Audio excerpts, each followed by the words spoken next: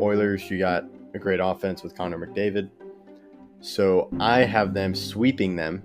Yeah, well, I don't think you heard my point. The San Francisco Giants have 3 more in the 2010s than the Rangers have in their entire history. So, yeah. It's hard to get back and to get back-to-back wins, and I don't see the Lightning doing it here, so I have them losing to the Hurricanes in 6. We don't talk about the 2010s because the 2010s had the Astros, and if the Astros didn't happen, the Yankees would have won in 2017 with the Dodgers. He was close to Frank Reich, and they want Frank Reich back, so that's what they got. It's their discount Frank Reich.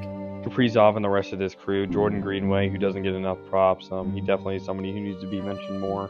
Hi, this is Julie Dobbs. You're listening to Outsiders Opinions with Kevin and Austin. What's up, y'all? Welcome to our NFL opinions of the weekend. We talked about 0-2.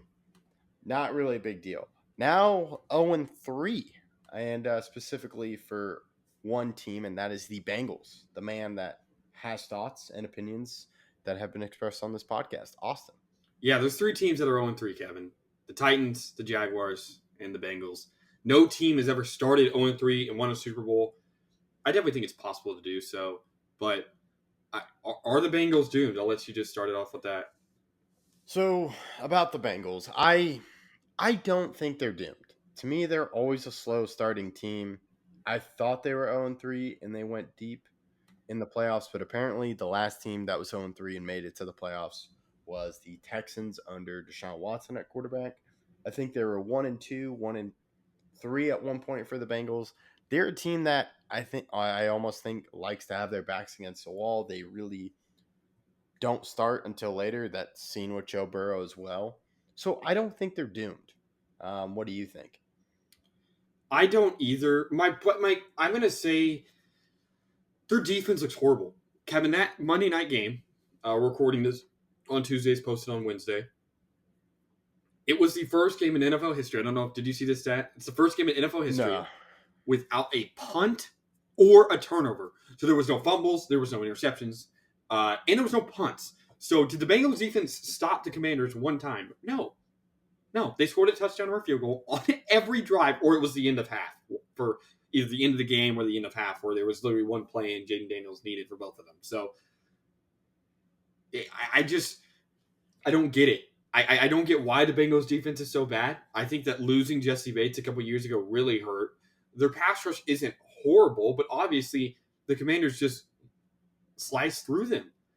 The Commanders have scored on like every one of their drives this season, it seems like. I know they didn't in the first game, but last game against the Giants, they just scored on all 7 of their drives, all field goals. So is it the Washington offense, or is it the Bengals defense? Or I'm just worried about the Bengals defense. The offense now looks good for the Bengals.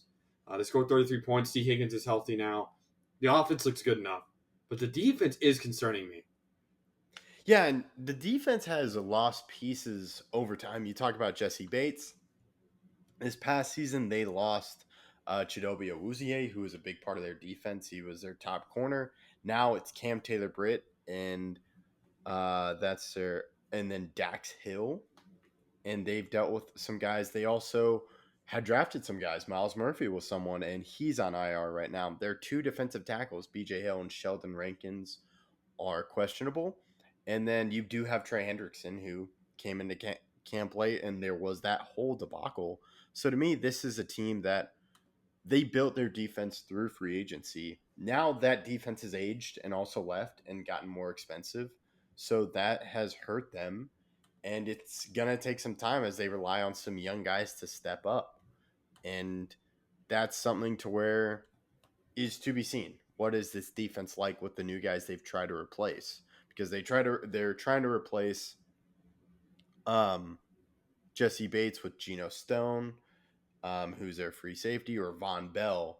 So that's been the problem to me, is just their defense is growing, and part of that growth is not succeeding. And that's what's hurting them, because their offense is a slow starter. But their offense, Kevin, is 6th in touchdown passes with 5, 6th in yards, passing yards. They have thrown no picks, or Burrow's thrown no picks, and he only has 1 turnover, which was a fumble against the Chiefs. So the offense has a couple more turnovers. I think it has 2. Yeah, they have 3 turnovers thus far. That's 1 per game. That's top 10 in the NFL. Not turning over the ball that much, and they're 0-3. All 3 of their turnovers happened against the Chiefs. I believe the other ones were fumbles by. No, it wasn't a fumble. What were the other turnovers? There was a Joe Burrow pick in the Chiefs game. He hasn't thrown a pick. Maybe it got called back. It must have, because at least statistically he's thrown no picks, and that wouldn't be the case if there wasn't. Oh no, the Chiefs. No, the Chiefs had 3 turnovers. So I think legitimately speaking, like let me completely okay. No, they have 3 turnovers. That's right, because they Tanner Hudson fumbled and Charlie Jones fumbled. So they have 3 turnovers all year. They had 2 against the Patriots, 1 against the Chiefs, none against the Commanders. And their offense is progressively getting better. And it doesn't matter. Joe Burrow has a 107.5 passer rating, which is remarkable. He's only been sacked 8 times, which isn't too bad for 3 games. It's not great, but it's not too bad. I'm just concerned. I don't really know what they need to do better except for stop guys when necessary. They've only missed 1 kick all year, one extra point and 1 field goal. 7 for 8 is good enough. They're going to miss some kicks. That's fine. I know they missed a kick last game, but they still would have lost if they made the kick. So I don't think they're doomed, though. The next game is against the Panthers. Must win 100%. Then they play the Ravens. I wouldn't say it's a must win because then they play the Giants and the Browns, who I definitely think they can beat. They also play the Raiders and the Chargers and the Browns again. So I do think that they'll be able to right the ship. That Baltimore game is going to be huge for both teams, though. I don't think they're doomed. Yeah, it's just they've looked like they've been doomed before in seasons past, and then they make it to the playoffs, and they have some great performances in the playoffs. So that's why I just don't think they're doomed. But 0-4, it's going to be a different story because then they're in a huge hole. But yeah, if you lose to the Panthers, you're doomed. It's over. Do you think it's over if they start 1-4 though by losing to the Ravens in Week 5? I don't think so. I think there's always going to be a chance for me to see where like they can come out of anything, but it'd be tough if they lost to the Ravens. Yeah, that game is at home, so it's in Cincinnati. I'm not going to say must win, but I will say strongly advise winning that game. I think I agree with you, though. It's not completely over if they lose that, but I think it would also have to be the case that they win in Baltimore. If they were to lose this game in Cincinnati in Week 5, they would need to win in Week 10 because if they don't, now they're really in a bad spot. But I think we agree. Their defense needs to be fixed. Their offense looks good enough. They're averaging 23 points per game, which is 13th in the league. So they're top half, but their defense allows 26.7 points per game. That's way too much. Yeah. So that we're both hopeful for the Bengals. Let us know if you agree with us. Do you think you're skeptical and think we're crazy for this?